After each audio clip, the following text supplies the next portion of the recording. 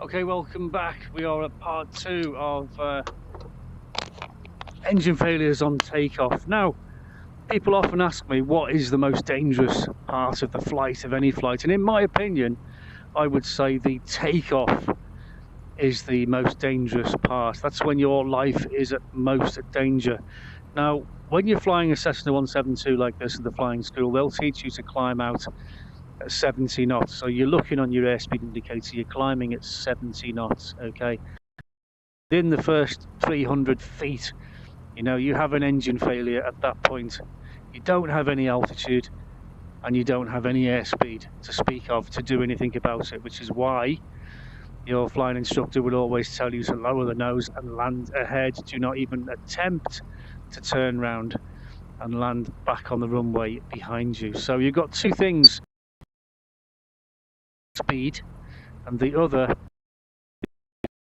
and stack the odds in your favor. I'm going to show you a technique that I have developed. It's not something that I've thought of particularly. I've discussed it with other pilots, and I have actually tried it out, and it does work. So we've got to find a way of taking off that gives you more speed, okay, and more altitude, and puts you in a better position for doing that turn and landing back on. Okay, so I'm going to take the aircraft up to about 300 feet, and I'm going to cut the engine, and we're going to land back on. We're going to do that dead man's turn, okay, which should not be attempted by a student unless you're doing it in the simulator first. Okay, do it in the simulator because it's not an easy technique until you know what you're doing. Okay, controls are full and free movement. What I'm going to do is I'm going to keep the aircraft low, and I'm going to let the speed build up, okay, until I'm looking at the end of the runway the whole time. And when I decide that I can no longer land back on the runway because I've run out of runway, I'm going to turn the aircraft 30 degrees to the right, okay, and then I'm going to start climbing, and I'm going to be climbing outside of the white arc. Okay, so I'm not going to be using flaps for this maneuver until I'm coming into land. Okay, follow me through, watch this. Power in. T's and P's are good. Let's go. Brakes off.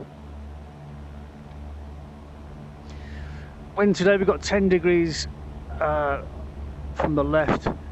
Wind's doing 19 knots. Okay, we're in the green arc. You can get the aircraft airborne. Now we're going to lower the nose. So that speed is now going to really rapidly increase.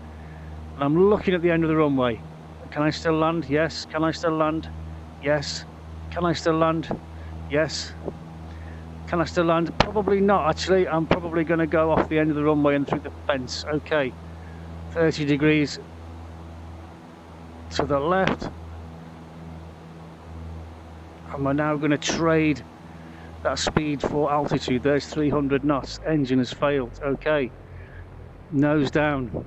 Watch our airspeed. Watch our airspeed. Okay, we've got enough speed to compensate for the fact that we don't have the altitude that we need. Okay, now back on runway heading, back just above the white arc. Okay, we can level the wings, we can apply the flaps because this is an emergency landing. We're right at the top of the, put all the flaps down because we've got a 20 knot tailwind now, okay, which will take us all the way off the end of the runway if we're not careful. So we just land as normal. Boom. Okay, so there's two